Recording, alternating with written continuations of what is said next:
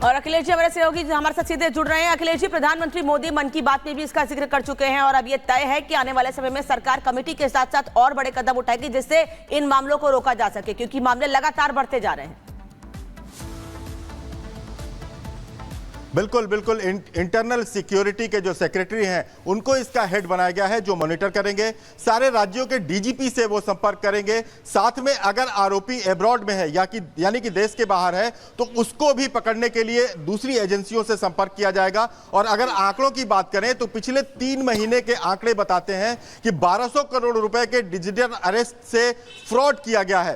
साथ में 6000 शिकायतें मिली हैं इस पूरे साल में अब तक, जिसमें कि जो एजेंसियां हैं करीब उन्होंने 3 लाख से ज्यादा सिम कार्ड को ब्लॉक किया है। 3.5 लाख जो अकाउंट फर्जी मिले हैं उनको सीज किया गया है। तो कुल मिलाकर देखा जाए तो एक बड़ा स्कैम है और वाकई ये चिंतित होने की बात है। जिस तरह से प्रधानमंत्री ने कहा कि इस पर रोक लगाना बहुत जरूरी है, जिस तरह से इसका मोडस ऑपरेंडी है उसको देखते हुए तमाम एजेंसियों को एक साथ काम करना होगा, क्योंकि जो आरोपी है किसी एक जिले में बैठा हुआ नहीं है, किसी एक पुलिस की टेरिटरी में नहीं है। वो कहां से बैठकर इस फ्रॉड को कर सकता है इसका भी अंदाजा नहीं लगाया जा सकता। इसलिए सारी एजेंसियों को एक साथ मिलकर काम करना होगा, उन पर जल्द से जल्द काबू पाना होगा।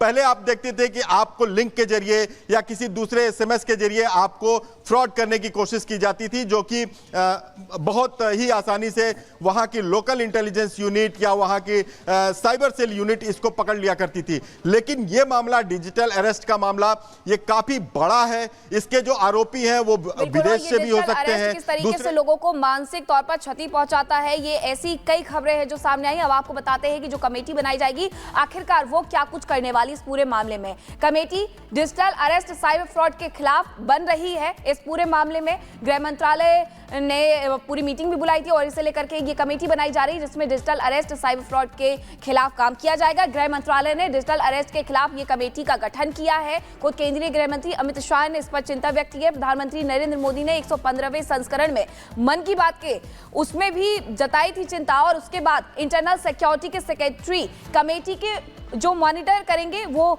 इसे देखेंगे। फ्रॉड के बढ़ते मामलों पर राज्यों से इस मामले में रिपोर्ट मांगी गई है कि उनके राज्यों में आखिरकार अभी तक कितने मामले सामने आए। सभी राज्यों से ठगी के आंकड़े जुटाए जाएंगे और उसके बाद उन्हें स्टडी किया जाएगा कि किस तरीके से इस पूरे फ्रॉड को अंजाम दिया जाता है। साइबर फ्रॉड रोकने के लिए स्पेशल कैंपेन भी चलेगा। तो ये बड़ी बात है कि स्पेशल कैंपेन चलेगा, लोगों को जागरूक करने की कोशिश की जाएगी कि आखिरकार इस सब से कैसे बचना है। डिजिटल अरेस्ट के खिलाफ लोगों को जागरूक किया जाएगा ताकि वो इन पूरे मामलों में फंसे ना, क्योंकि कई लोगों को पता ही नहीं होता है कि आखिरकार डिजिटल अरेस्ट है क्या। तो आखिरकार कमेटी कैसे काम करेगी ये हमने आपको बताया, लेकिन प्रधानमंत्री नरेंद्र मोदी भी चिंता जाहिर कर चुके हैं। पीएम मोदी ने चिंता जताई, उसके बाद गृह मंत्रालय एक्शन मोड में इस वक्त नजर आ रहा है। लेकिन एक बार आप सुन लीजिए कि इस बार जो पीएम मोदी ने अपनी मन की बात कही थी उसमें क्या जिक्र किया था पीएम मोदी ने। मेरे प्यारे देशवासियों, मैं आपको एक ऑडियो सुनाता हूं। हेलो सर, नमस्ते सर। नमस्ते सर बोलिए सर। देखिए, जो आपने एफआईआर नंबर मुझे सेंड किया है, इस नंबर के खिलाफ 17 कंप्लेंट्स हमारे पास। आप ये नंबर यूज कर रहे हैं? मैंने नहीं यूज करता हूँ सर। अभी कहाँ से बात कर रहे हो? सर कर्नाटक सर, वो घर में हूँ सर। ओके, इसके लिए आप अपनी स्टेट में रिकॉर्ड करवाइए ताकि ये नंबर ब्लॉक कर दिया जाए, फ्यूचर में आपको कोई प्रॉब्लम ना हो। Okay yes sir. अभी मैं आपको कनेक्ट कर रहा हूँ, ये आपका इन्वेस्टिगेशन ऑफिसर है। आप अपनी स्टेट में रिकॉर्ड करवाइए ताकि ये नंबर ब्लॉक कर दिया जाए। Okay yes sir, yes sir, yes sir. अब बताइएगा मैं किसके साथ बात कर रहा हूँ। अपना आधार कार्ड मुझे शो कीजिएगा वेरीफाई करने के लिए, बताइएगा। सर मेरे पास अभी नहीं है sir Aadhaar card sir, please sir. Phone आपके फोन में है? नहीं सर। फोन में आधार कार्ड की पिक्चर नहीं है आपके पास? नहीं सर। नंबर याद है आपको? सर नहीं है सर, नंबर भी याद नहीं है सर। हमने सिर्फ वेरीफाई करना है। ओके, वेरीफाई करने के लिए नहीं सर। आप डरिए ना, डरिए ना। अगर आपने कुछ नहीं किया तो आप डरिए ना। हाँ सर, हाँ सर। अगर आपके पास आधार कार्ड है तो मुझे दिखा दीजिए, वेरीफाई करने। नहीं सर, नहीं सर, मैं गाँव को आया था सर, घर में है सर। Okay coming. जय हिंद। इस व्यक्ति के वन साइड वीडियो का रिकॉर्ड करो as per the protocol. Okay, ये ऑडियो सिर्फ जानकारी के लिए नहीं, ये कोई मनोरंजन वाला ऑडियो नहीं है। एक गहरी चिंता को लेकर के ऑडियो आया है। आपने अभी जो बातचीत सुनी वो डिजिटल अरेस्ट के फरेब की है। ये बातचीत एक पीड़ित और फ्रॉड करने वाले के बीच हुई है। डिजिटल अरेस्ट के फ्रॉड में फोन करने वाले कभी पुलिस, कभी सीबीआई, कभी नारकोटिक्स, कभी आरबीआई, ऐसे भांति भांति के लेबल लगाकर बनावटी अधिकारी बनकर बात करते हैं और बड़े कॉन्फिडेंस के साथ करते हैं। मुझे मन की बात के बहुत से श्रोताओं ने कहा कि इसकी चर्चा जरूर करनी चाहिए। आइए मैं आपको बताता हूं ये फ्रॉड करने वाली गैंग काम कैसे करती है, ये खतरनाक खेल क्या है।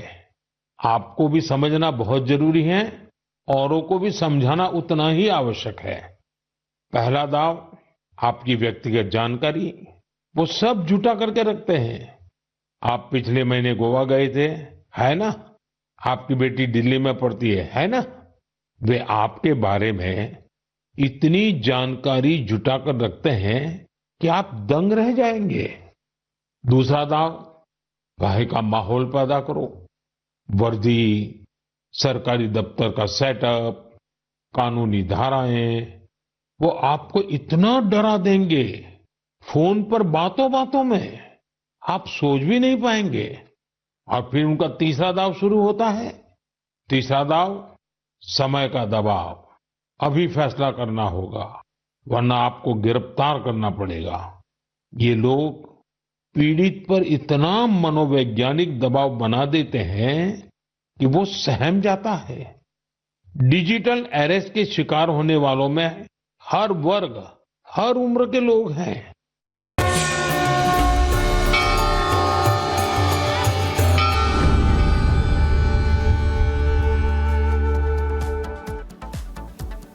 और खुशियों के त्योहार दिवाली को लेकर के अयोध्या सज चुकी है। ना सिर्फ अयोध्या बल्कि देश भर में उत्साह देखने को मिल रहा है।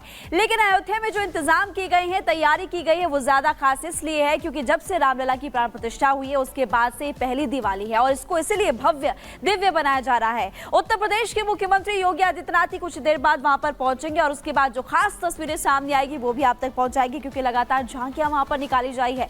प्रभु श्री राम की झांकी निकाली जा रही है, माता सीता की झांकी निकाली जा रही है और अभी वहां पर रंग बिरंगे फूलों से साज सज्जा की गई है। तो एक एक तस्वीर लगातार हम आप तक पहुंचा भी रहे हैं। और अयोध्या दीपोत्सव में इस बार खास बात यह है कि 28 लाख दिए वो जलाए जाएंगे। सीधा आपको ग्राउंड पर ले चलते, रीतू इस वक्त हमारे साथ जुड़ी हुई है। रीतू, जरा तस्वीरें दिखाइए, जो लोग वहां पर पहुंच रहे हैं उनसे भी बात कीजिए कि वो कितने ज्यादा उत्साहित है।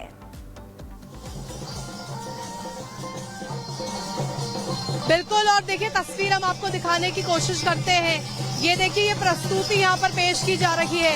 ये प्रस्तुति यहाँ पर ढोल की थाप पे आपको नृत्य करते हुए लोग नजर आ रहे होंगे और ये कलर्स जो है ये भारत के कलर्स